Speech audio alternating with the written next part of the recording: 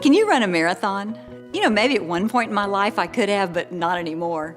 There's no way. Well, what if you could split up that distance and run it over a 30-day period? That's less than a mile a day, and suddenly that doesn't seem so bad. Hi there, education heroes. I'm Dr. Debbie Emery, Leadership Process Executive at the Flippin Group, and today I want to share with you a talk by the Senior Program Developer at the Drucker Institute, Lawrence Greenspun. In this talk, Lawrence shows us the big impact of little things and how those little things can influence others. Enjoy this talk, and I'll be back in a few minutes. In the spring of 1991, I was 26 years old and was a first-year, first-grade teacher. And it was circle time, where we all sit down in the front of the room, which was a glorified form of show and tell. And circle was pretty wide open in terms of the rules. You could say whatever you wanted to say or show whatever you wanted to show in circle. We had a rule, though, 1 item per customer. Couldn't talk about 3, 4, 5 different things. But this one spring morning, this one young lady named Lauren said, Greenie, Lawrence Greenspun, I was known respectfully as Greenie. Greenie, I got 2 things. I got to show 2 things today. And I said, Lauren, you know the rules, 1 item per customer. Greenie, please, please, please, it's important. I say, okay. It seemed like it was really important to her. I said, okay, Lauren, 2 things today. She said, I have pigtails and penny loafers.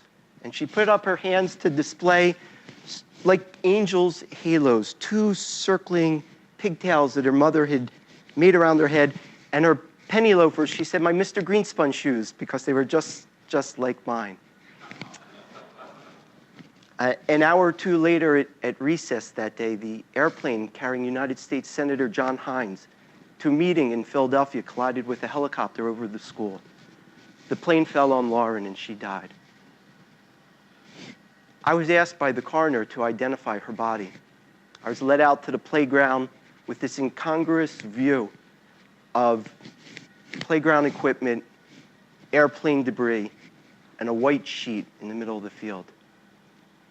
The coroner pulled back the sheet and I said, it's Lauren. He said, how do you know?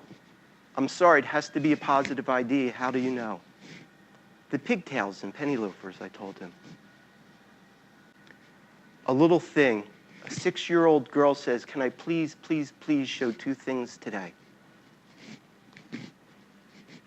So I did it, and a little girl's final wish was able to come true. Just a little thing.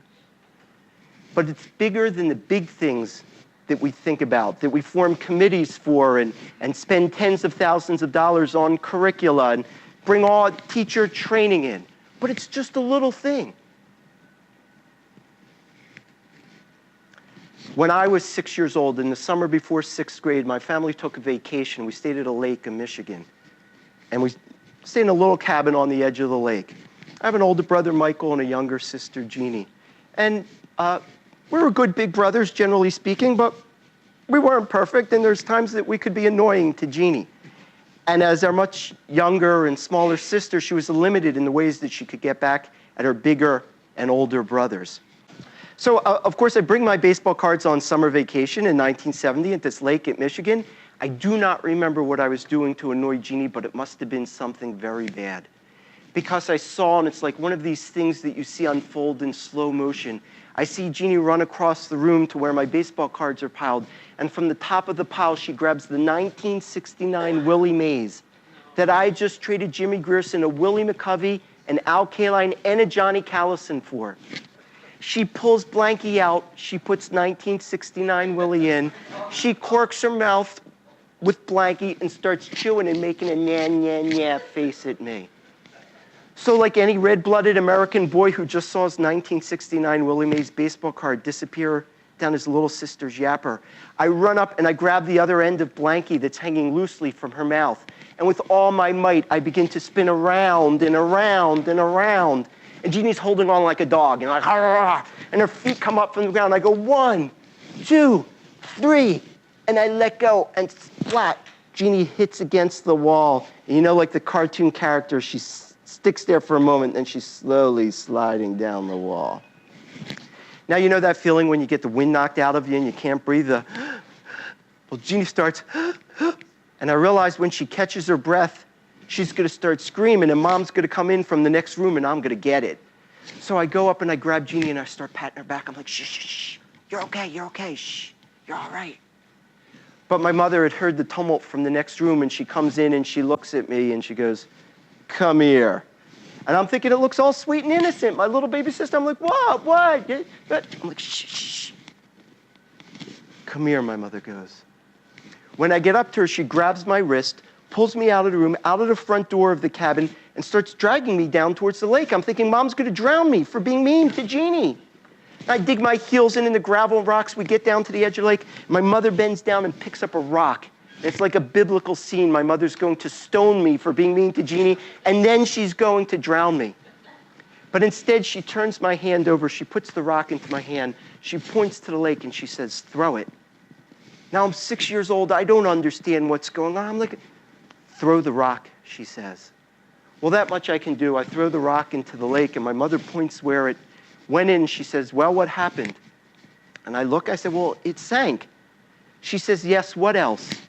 I look and I said, oh, look, it made waves. They're still going. Ah, my mother said, those waves are called ripples. And when you throw a rock into a lake, it's never just that rock entering the lake, but it sends waves or ripples that go on. And as you said, they're still going now. When you're mean to Jeannie, my mother said, you're not just being mean to Jeannie, you're upsetting me. And then because I'm upset, I'm short with your father. And then your father goes out. But the same is true, my mother said, when you do something good. It's never just that one isolated small good thing in that moment, but it'll send ripples and waves of goodness that go on, and you'll never know of all the good things that come from one good decision or action that you take. A little thing, just a little thing. Yet from the time I was a little boy, I felt incredibly powerful.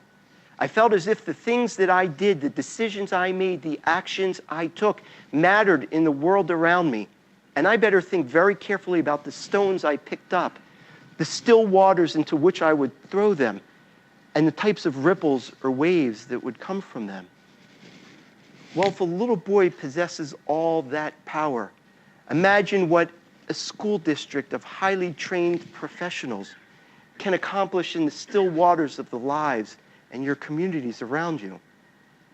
But I think what happens sometimes is instead of picking up stones and carefully throwing them into waters, we try to pick up a boulder because we're going to make a big splash.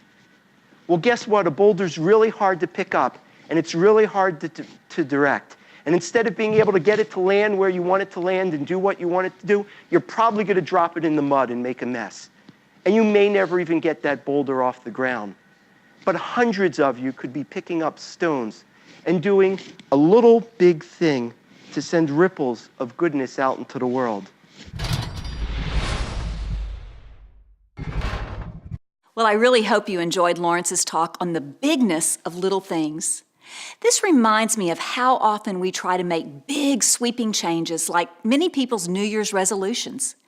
If we looked at ourselves and tried to make small changes, we would see an even greater impact. If you found this talk helpful, please do us a favor. Click the buttons to share it with your friends, and also scroll down to the bottom of this post and answer this question.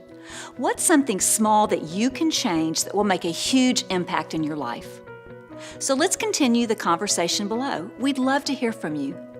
Take care, and I'll see you soon.